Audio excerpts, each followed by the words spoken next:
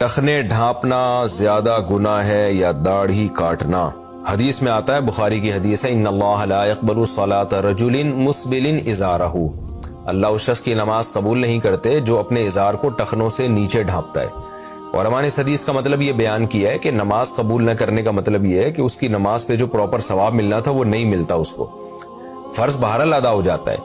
تو اسی طرح یاد رکھیں، اچھا یہ جو نماز اللہ قبول نہیں کر رہے، کیوں نہیں کر رہے؟ اس لیے کہ ٹخنے ڈھانکنا گناہ ہے، بہت سخت گناہ ہے، اس کو تکبر قرار دیا گیا ہے۔ تو اسی طرح داڑھی کاٹنا تو اس سے بھی بڑا گناہ ہے، کیونکہ تغییر خلق اللہ ہے۔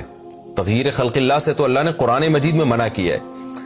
یہ جو آپ ٹخنے ڈھانکتے ہیں یہ تغییر خلق اللہ نہیں ہے، داڑھی کاٹنا تو تغییر خلق اللہ ہے۔ اب سوال یہ پیدا ہوتا ہے کہ جب ٹخنے ڈھانکنے پر نماز قبول نہیں ہو رہی تو داڑھی کاٹنے پر تو بطریق اولا قبول نہیں ہوگی۔ بات بالکل ٹھیک ہے، کیونکہ ٹخنے ڈھانکنا بھی نماز کے دوران گناہ ہے، ویسے بھی گناہ ہے، لیکن نماز کے دوران آپ گناہ کے مرتکب ہو رہے ہیں اس لیے قبول نہیں ہوتی۔ تو نماز کے دوران آپ کی اگر داڑھی نہیں ہے تو بھی آپ ایک گناہ کر رہے ہیں، تو اصول کا تقاضا یہی ہے کہ اس وقت بھی وہ نماز آپ کی قبول نہ ہو، اور قبول نہ ہونے کا مطلب میں نے بتا دیا کہ جو ثواب ملنا چاہیے وہ نہیں ملتا، فرض بہرحال ادا ہو جاتا ہے۔ لیکن یہ مسئلہ ٹخنے ڈھانکنے والے کو تو بتایا جاتا ہے، داڑھی کاٹنے والے کو کیوں نہیں بتایا جاتا؟ اس کی وجہ یہ ہے کہ ٹخنے تو 2 منٹ میں انسان اوپر کر لے گا نا فولڈ کر کے، داڑھی کاٹنے والے تو ان کو اگر یہ مسئلہ یوں کہا جائے کہ جی ثواب نہیں ملتا تو وہ داڑھی رکھنا تو دور کی بات، ڈر یہ ہے کہ نماز سے بھی جائیں گے وہ۔ تو اس لیے ان کی حوصلہ افزائی کے لیے کہا جاتا ہے کہ چلو یار داڑھی کاٹتے ہو تو ایک گناہ کر رہے ہو، تو اب دوسرا گناہ کہ نماز بھی چھوڑ دو، یہ نہ کرو۔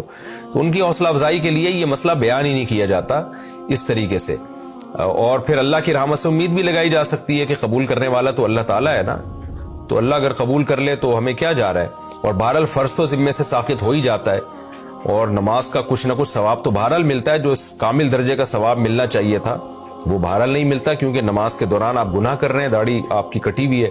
اس لیے علماء کہتے ہیں داڑھی کاٹنا ایک ایسا گناہ ہے جو 24 گھنٹے انسان کے ساتھ چپکا ہوا ہے۔ جتنے بھی گناہ ہیں نا کچھ دیر کے لیے ہوتے ہیں پھر ختم ہو جاتے ہیں، ان کے اثرات نحوست تو رہتی ہے لیکن وہ ختم ہو جاتے ہیں۔ داڑھی کاٹنا تو ایسا گناہ ہے جو 24 گھنٹے آپ کے ساتھ چپکا ہوا ہے۔ اس لیے داڑھی کاٹنے سے توبہ کرنی چاہیے۔ نبی صلی اللہ علیہ وسلم کی بخاری مسلم کی صحیح احادیث ہیں، چاروں ائمہ کا اس پر اتفاق ہے کہ کم سے کم ایک مچھ داڑھی رکھنا یہ واجب ہے۔ اعفوا اللحا وقصوا الشوارب، حدیث میں آتا ہے داڑیاں بڑھاؤ اور مونچھیں کم کرو، اور خالفوا الیہود والنصارى، یہود و نصارہ کی مخالفت کرو۔ تو یہ تغییر خلق اللہ ہے، اللہ کی تخلیق کو بگاڑنا ہے۔ تو باقی یہ کہ جو داڑھی کاٹتے ہیں اب ایسا نہیں کہ نماز بھی چھوڑ دیں، وہ تو کم از کم نماز پڑھتے رہیں، وہ شاید اللہ اسی کی برکت سے داڑھی کی بھی توفیق دے دے۔